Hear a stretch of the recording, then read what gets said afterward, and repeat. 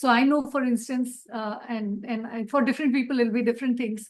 But I know that whenever I start going on to the wrong end of, and I know I have a risk for diabetes, I'll immediately get a glucose monitor, and people keep asking me, are you diabetic? Why are you doing this? And I keep telling them that for me, this is a behavior change, way of making sure that I'm not going on the wrong side, right? The moment I put a CGM, I know that for those 2 weeks, I hate seeing those spikes. So you will, and therefore you will actually change So some of that. mindful. Yeah.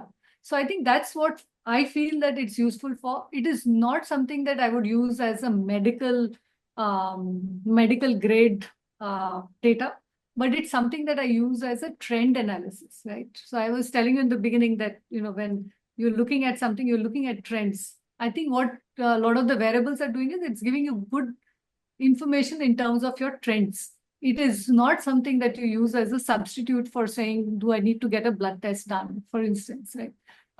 It's not something that you use as a medical grade information, because you're not using it to treat anything. You're using it to change your own lifestyle. So I think that's what I would do, that I would use So that to data use a more. corollary in that case, would you then say that it is like checking the NAV of your mutual fund investments?